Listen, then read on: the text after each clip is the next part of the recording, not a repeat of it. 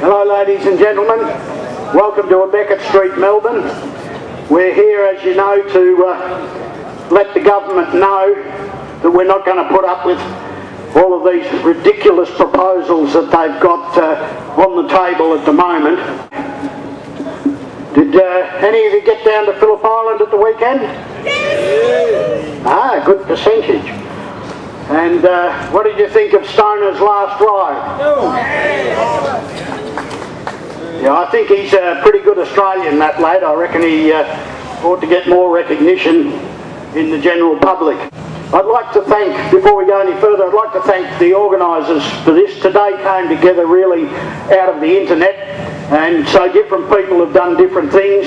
It's all out of people's own pockets. There's been no like major organisation funding for this. That's why we're selling the t-shirts and things, to try and recoup some of that, so bear that in mind if you would. What it says to me is that after about 10 years of apathy, we're beginning to see motorcyclists saying enough is enough, we're sick of this, we don't want front number plates, we don't want high visibility vests, we don't want compulsory protective clothing, and we don't want laws that prevent us from living our lifestyle and enjoying each other's company like the consorting laws. And we don't want wire rope fence. It's not a done deal. Wire rope's dangerous, and just because they're putting what they call impact attenuators on the posts for the wire rope barriers doesn't mean they're safe. All it means is they're spending your tax money to make themselves look good. So we'd like to thank the organisers of various groups that have helped us out. The Victorian Scooter Riders Association, the Motor Guzzi Club put out a lot of publicity. Antique Motorcycles in Cheltenham led the ride in from Cranbourne today. Independent Riders Group, and anyone else that's helped us. I'd also like to thank Scalzi for turning up from Ausbike magazine. Came all the way down from Sydney for this, and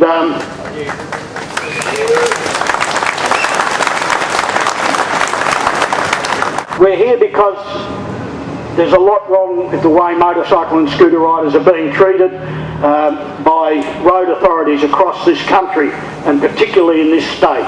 Now, there are 1.3 million Australians licensed to ride on our roads, and we've got a right to defend our right to ride. We pay our taxes. We pay more taxes than most other people. The way we need to work, because consultation has obviously failed, we've got people sitting on the government committees, and yet we're still fighting front number plates again. How many times have we had to fight front number plates in the last 25 years? So we need to get out there, we need to be seen, we need to tell the politicians that we are a force, we're organised, and we're going to be at the ballot box in marginal seats, and we're going to rock your boat. We need to tell people like TAC and Vic Roads that we're watching you, we're getting the Freedom of Information request, and when you make a mistake, we'll be feeding information to the lawyers to sue you. People are getting knocked off their bikes. You'll hear from a lady shortly, knocked off her bike, sitting on the bike, hit from behind. She could have had a day-glow vest and a flashing light and skyrockets, and this idiot just drove smack into the back of it. Now, how is a day-glow vest going to help that? So we've got to get together, we've got to stand up. One of the things you have to do when you leave here is tell other people. Tell them to join their local organisations, tell them to get involved on the internet, whatever, and go and see your Member of Parliament and let them know what you think. Because we want motorcycle laws and safety, scooter laws and safety that are based on evidence. We want them to use our taxes to do the research and to generate real laws that will help our safety, and where they're not necessary, don't generate them. When you don't need a law, you don't have it.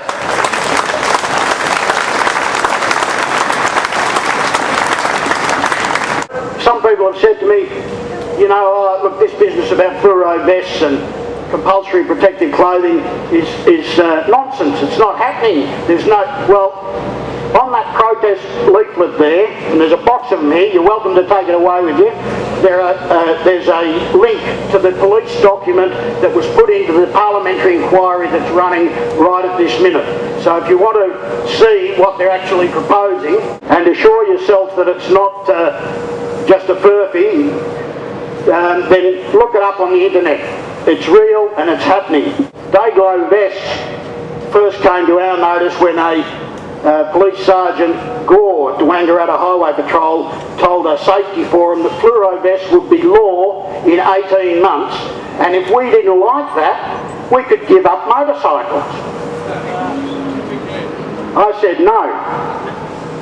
I'm not giving up motorbikes, and you're not passing that law because you don't make the law. We elect our representatives and they make the laws and you enforce it. And recently we've seen the Transport Accident Commission, they're the mob that we pay a fortune to stay on the road. We saw them produce a TV ad that showed a car driver going through a stop sign without looking and killing a motorcyclist. They didn't consult anybody over that. They produced a bomb and it had to be taken off air. They spent $1 million on it. And at a recent forum interstate, I think it was in South Australia, the people attending the forum were told that the TAC not only consulted with our rider representatives, but our rider representatives approved of the ad. Now that is just straight up not true, and I knew it wasn't true at the time. And that's another reason we're here. We can't trust these people anymore. I was at another road safety forum earlier this month, this one in Melbourne, and we were told that for pedestrian safety, motorcycles had to be removed from Melbourne's footpaths. That's a state law, so that means if they take them off Melbourne's footpaths, they take them off the towns all across the state. And the answer to that is no, you're not going to. Makes Melbourne look good, makes Victoria look good.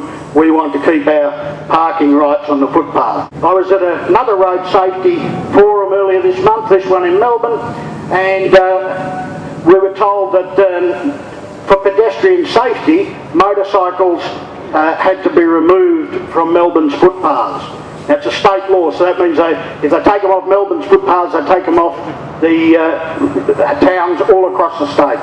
And the answer to that is no, you're not going to. Makes Melbourne look good, makes Victoria look good. We want to keep our parking rights on the footpath. Okay, we've got...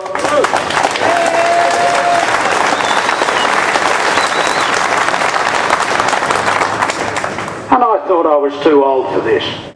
You'll have noticed today that we've got lots of big bikes, lots of Harleys, and we've also got lots of scooters, because we're all in this thing together. We all are old enough to have a licence, therefore we're all old enough to vote. Our first speaker, we've got 4 speakers for you. We've got Steve Bardsley for the Victorian Scooter Riders Association. We've got Heather Ellis. Heather's a mother, a motorcyclist, and a member of the Victorian Motorcycle Advisory Group at Vic Road. We've got a Member of Parliament, Luke Donnellan, down here. He's the Shadow Minister for Transport and the TAC. So,